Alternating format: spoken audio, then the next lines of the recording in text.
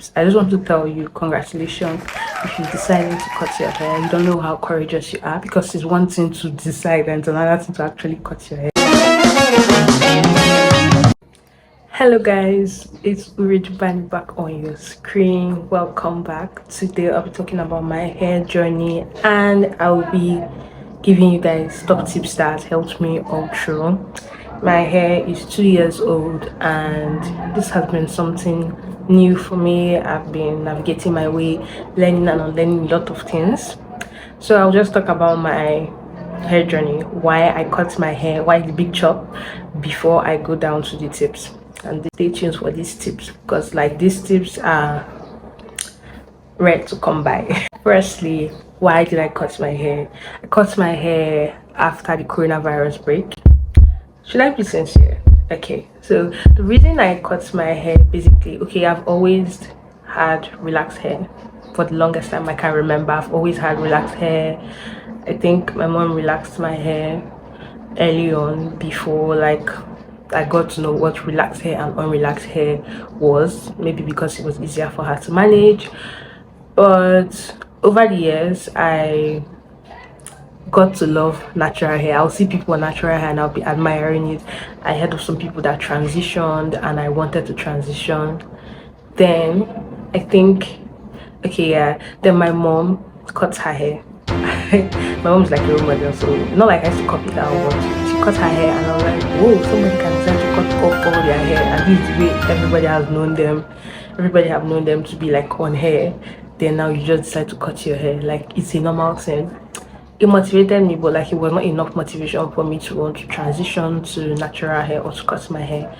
So fast forward to 2020, during the coronavirus break, I was so lazy with my hair and my hair was breaking, and I would just like go to the salon, relax it anyhow it comes out. I don't mind. Like, it was not healthy and I felt like I wasn't doing well for myself. So I decided, after the coronavirus had ended in 2021 January, I cut my hair and I felt relieved.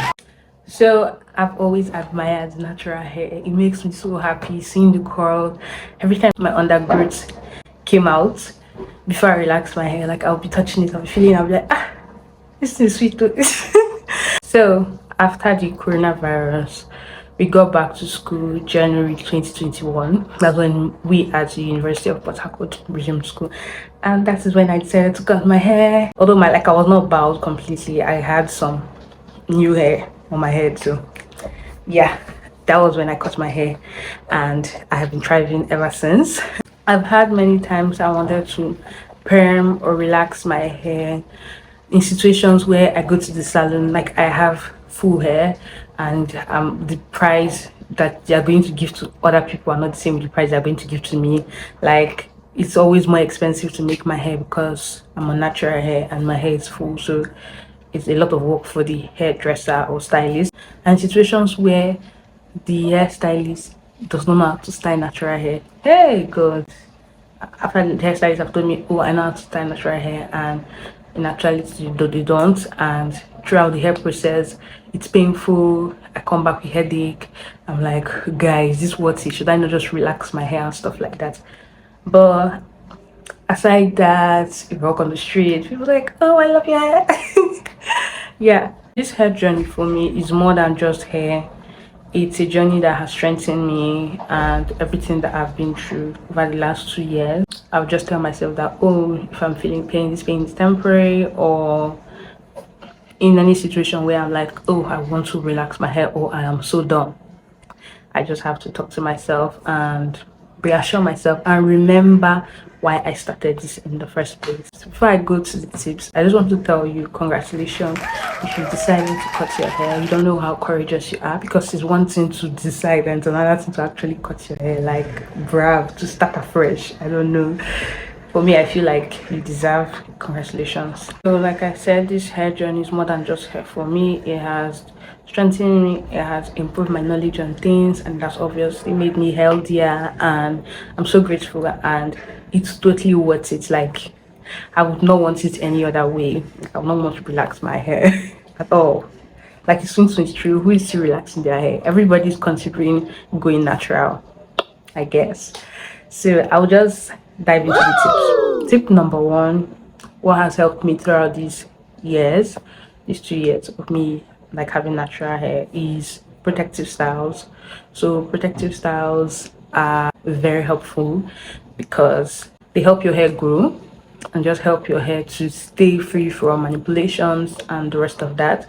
And my favorite all-time protective style is mini twist and knotless braid. Knotless braid is not really a protective style, but I consider it a protective style because every time I remove my hair from knotless braid, like, oh my god, I see tremendous growth, and it's a highly recommend for me. I love knotless braid, and I feel like it's a win-win situation. You get to slay, and at the end, it helps your natural hair. So I've also heard some people say they use locks as a protective style. I'm not really a locks person, but probably I'll be trying it and I will get back to you guys if it worked for me or if it did not. So the second tip number 2, is keep the protective style for a period of time. So for a long period of time, I will not say very long, but for some amount of time, because you want to give your hair time to actually grow. Time is a factor in hair growth, and also it's important so that you can see the growth and appreciate it at the end. But I'm not going to say very long because I don't want you to carry your hair for like 6 months. But when I say long, you can carry it for up to 2 months. Sometimes I carry my braids for like 7 weeks, and sometimes it's alarming, but it's not about like carrying it for that long only. When you carry it for that long, you also have to keep it clean. You can wash your hair, you can apply products. So that's actually tip number 3.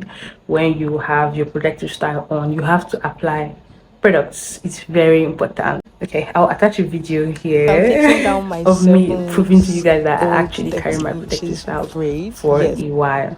This is a TikTok video that I made. Like I said, when you're carrying your protective style for that number of time, you have to apply products. You're not just carrying it to look haggard, you have to look sharp. So there's the LOC method and there's the LCO method. I think you must have heard of it if you're already a natural hair enthusiast. Okay, so LOC method is you put liquid like water or spray, then you put oil, then you put your cream. Or there's the LCO method, so liquid, cream, then oil, and you which one that works for you. Tip number 3 is when you are taking down this protective style, you want to make sure that you take your time. Don't take down your protective style when you have somewhere to be, like maybe by 2 o'clock or something like that. You have to take your time. Your hair is growing, believe it or not, your hair is growing, but hair is lost when you have constant manipulation and all these single strands knots are formed and you just brush through quickly and you lose the length. Don't rush it, lose it with patience, yes, and untangle the tangle. You can put water or whatever products that you use that works for you, that will detangle the hair and should result in less loss of hair. When you're taking down your protective style, there's another thing to it too. You know, there's always like this build up here when you've carried your hair for some amount of time. When you are taking out your protective style, don't just brush through. You can detangle it with your fingers, or you can use product to soften it and brush through, any which way that works for you. But the bottom line is don't be rough with it and don't just lose all the hair first for you tackle the build up. So tip number 5 is give your hair a break, allow it to breathe. Sometimes just carry it out like that. Sometimes I carry my hair out in just normal natural hair packing so that you can minimize breakage, damage, anything that will be manipulation to the hair. Just leave it.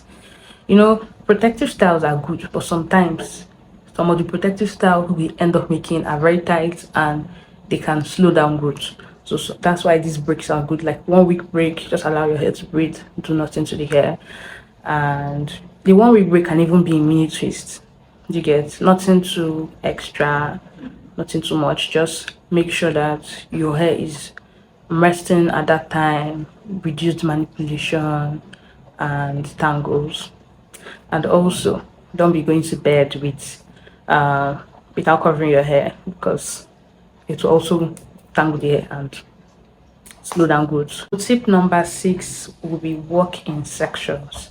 So when you have natural hair, sometimes it's very scary to get. So you have to work in sections. It works all the time, whether you're braiding your hair, whether you're just combing your hair out, whether you're washing your hair, just work in sections, and before you know, you are done. And or whether you're applying products, because when you're applying product and you just apply it anyhow, you end up starving some part of the hair. The products will not get all around the hair. So that is why it is essential that you work in section. You can divide your hair into 4 parts and just work in section. You handle one part, then you handle the next handle. It works when you're washing your hair, when you are braiding your hair, when you are applying products, when you are combing out your hair. It works all the time like magic. So work in sections so it will not be scary, and so you can achieve maximum result of whatever you're doing. Tip number 7, you have to find out your hair porosity. This is very important. Like, I talk to some people that have natural hair and I'm like, what's your hair porosity? And they don't even know, like, are you playing? So there's low, medium and high porosity type where I think my hair is low porosity, because like it's very hard for it to absorb water, and when you absorb water, it's very hard for the water to come out. You need to know your hair porosity so that you can know what you're doing to care for your hair and the kind of products that work for your hair. Some people cannot use aloe vera for their hair, some people aloe vera is what is best for them, and the rest of that. So you need to know this. You need to educate yourself basically when you have natural hair. That's why I said, like, it's totally what it's like. I've learned a lot by just having natural hair. It increases my hunger for knowledge basically, because I want to survive in this journey. Tip number 8, you need to create a regimen. So anything you do over time, it becomes a habit. So it also works when you have natural hair. So you should know, okay, I wash my hair every blah blah blah interval. When you deep condition, all those kind of things, you need to create a regimen that works for you. Or basically, if you're starting out, you need to create a regimen, and if you see that it works for you, stick with it. You have to form it as a habit to get. So because if when you start going to school self, you need to like create timetable, just the way you normally do your timetable, breathing timetable and the rest of that. You can do it for your hair too, and just create a regimen. Work with the products that you want to use when you're going to wash your hair, when you're going to detangle your hair, the style you're going to make, like those things. I can attach a picture of a sample here when I'm editing the video. So tip number 9, documentation. This is very important. Like, you have to document your journey from when your hair is still like as if you're almost bald, to when the hair is almost packing, you get, to when the hair is there packing, you can use shoelace and tie the hair into pack, to when you can style it different kind of style. Like, document your journey so you look back and you know that, oh yes, your hair is actually growing, you get, and you actually have pictures and you are having fun with the whole process. So enjoy each step of the way. Take something out of every process, out of every stage. Don't like be in this stage and you're thinking, hey, like, you can obviously plan for, hey, when my hair get to this, but don't allow that plan, or when you're comparing yourself with other people, to now deprive you of the joy of enjoying the particular phase that you are in. Because at the end of the day, you get to that phase and you can never come back to the phase that you currently are in. So enjoy the phase that you are at. Like, my own phase now, I can't even be doing that packing with shoelace hair because it will look too, you get, because my hair is now somehow long to some extent. Like, you get, I can't really do that kind of style again, but when I was at that stage, I used to do that style. Tip number 10, note that shrinkage is an indicator that your hair is growing. So don't ever be discouraged because of your shrinkage. Like, if I drag the hair at my back to the front, you can see that this hair is like, if I untwist it and drag it, sometimes it gets like to this level. So, and you see where the hair is like reaching me now, but it can get here. So that's why I said, don't be discouraged by shrinkage. Note that shrinkage is an indicator that your hair is growing. And lastly, anytime you ever feel discouraged, your brain is thinking, should I not relax my hair? Should I relax my hair? Remember why you made this choice, and just know that you're not alone. We are all in this journey together. You got this. Basically, don't forget why you started and don't be discouraged. Your hair is growing whether you know it or not. You just have to make sure you retain the length, and you have to continuously educate yourself. So that is it for today's video. I hope you enjoyed this, and I hope you learned one or two things. And this is just me telling you guys that natural hair is totally worth it. And yeah, if you are thinking of transitioning to natural hair, this is your sign. Do it, do it. And if you already have natural hair, congratulations to you. Comment down below what stage you are at your natural hair journey. Make sure you subscribe, give this video a huge thumbs up, and see you guys next Friday.